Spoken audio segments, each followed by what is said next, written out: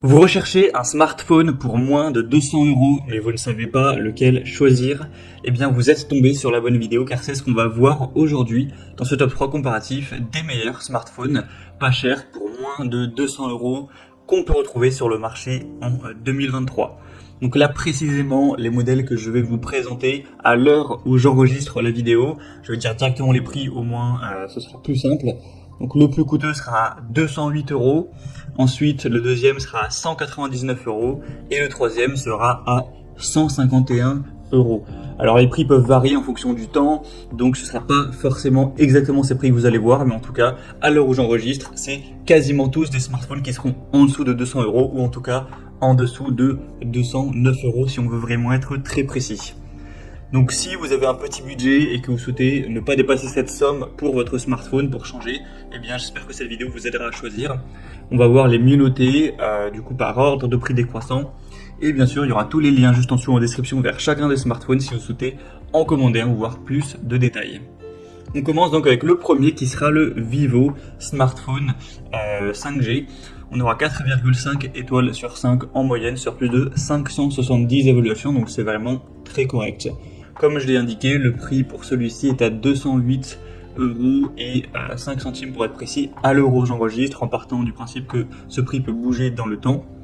Vous aurez donc un réseau 5G qui vous permettra d'avoir une très grande vitesse au niveau de la connectivité pour que ce soit vraiment efficace lorsque vous naviguerez sur internet, etc. Sinon pour les fonctionnalités, la puissance entre guillemets du téléphone, vous aurez 4 Go de RAM. Ce qui certes n'est pas énorme, on va pas se mentir, c'est pas dingue, mais ça fait l'affaire pour une utilisation régulière, classique, pour aller sur diverses applications, pour aller sur YouTube, pour aller sur votre application bancaire, enfin voilà, toutes les choses un petit peu classiques, il n'y aura pas de souci. Après forcément, si vous voulez jouer à des jeux vidéo relativement gourmands avec une super qualité, ça risque peut-être, avec le temps en tout cas, de un petit peu plus ramer, ou ce sera moins efficient qu'avec forcément un smartphone haut de gamme, faut être clair là-dessus.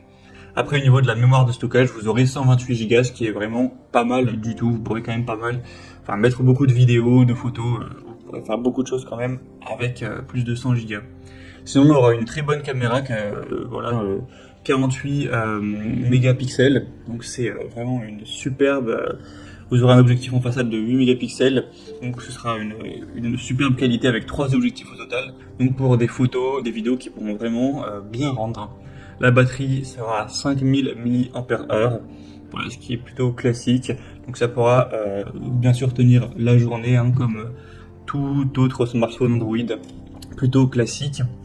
Et sinon vous aurez un écran qui aura une taille relativement normale également, que j'aille voir ça en détail, ça doit sûrement être autour de 6 pouces comme la plupart des smartphones qu'on peut retrouver sur le marché, c'est souvent parfois un petit peu en dessous de 6 pouces, parfois légèrement plus. Il sera très fin aussi, on aura une épaisseur donc de 8,5 mm.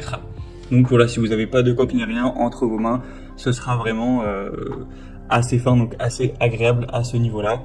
Donc c'est aussi un point plutôt positif. Donc globalement, c'est un bon smartphone, vous pourrez voir vous-même les évaluations clients. Et en tout cas, pour du coup la taille de l'écran, je le précise exactement, c'est 6,58 pouces. Et donc voilà, vous pourrez voir plus de détails en passant par le premier lien en description. Un deuxième que je vous présente, c'est le Samsung Galaxy A13. Donc là c'est un modèle qui sera noté à 4,4 étoiles sur 5 sur plus de 1700 évaluations. Donc ça reste très bien aussi. Le prix sera à l'heure où j'enregistre à 199,99 €, donc en dessous des 200. Vous aurez bien sûr pas de carte SIM qui est incluse, etc. Il faudra mettre la vôtre. Voilà, ce n'est pas corrélé votre fournisseur d'accès internet, etc. La carte SIM, là c'est vraiment juste la machine, le smartphone en lui-même. Donc un prix très intéressant. Sinon vous aurez une connectivité 4G, donc voilà, c'est très correct. On aura un capteur principal de 50 mégapixels pour des photos riches, détaillées, et le capteur photo selfie sera à 8 mégapixels, ce qui reste assez bien pour prendre donc des photos en selfie. Un écran assez grand également, de 6,6 pouces, donc c'est vraiment pas mal, qui aura aussi une très bonne définition. Sinon pour la puissance entre guillemets de ce smartphone, ce sera assez similaire au modèle précédent. Pour le stockage, vous aurez 64 Go, donc C'est certes pas énorme, hein, vous pourrez pas stocker un nombre incalculable de choses, il faudra quand même faire le tri. Surtout que voilà, il y a pas mal d'applications qui vont vous prendre du stockage, mais voilà, ça devrait quand même aller. Pour la RAM, on est sur du 4 Go, donc c'est comme pour le modèle précédent. De toute façon, pour ce prix-là, on peut pas s'attendre à des smartphones super puissants ou avec un stockage immense. Et pour la batterie, c'est du 5000 mAh, une charge rapide à 15 watts, donc plutôt classique. Donc c'est aussi un modèle assez intéressant d'une marque quand même relativement reconnue. Encore une fois, vous n'allez pas pouvoir effectuer des tâches qui demandent énormément d'énergie avec une fluidité parfaite. Et si c'est pour des fonctions basiques, bien sûr que ce smartphone suffira. Et on termine avec le Xiaomi Redmi Note 12. Donc c'est un smartphone qui est encore moins cher que les autres. Cette fois-ci, il sera, à l'heure où j'enregistre encore une fois, à 151,37 €. Les notations seront à 4,4 étoiles sur 5 sur plus de 298 évaluations, donc c'est assez positif. Et sinon, pour tout ce qui sera les fonctionnalités, c'est relativement ressemblant aux autres. Vous aurez de la RAM à 4 Go, donc là c'est correct.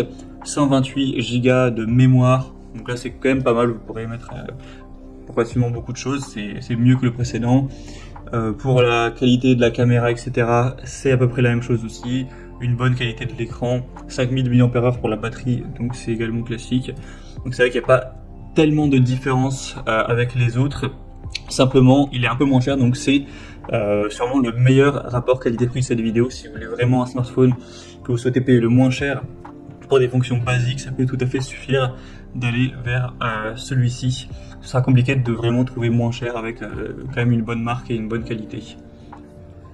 Voilà, c'était tout pour ce top 3 comparatif des meilleurs smartphones pour moins de 200 €, pas cher, qu'on peut retrouver sur le marché en 2023.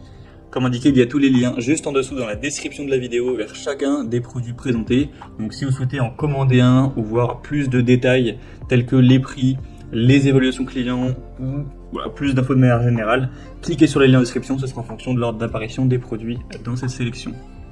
J'espère que cette vidéo aura pu vous faire gagner du temps pour ce choix. Je vous souhaite de passer une bonne fin de journée ou une bonne fin de soirée et je vous dis à très vite.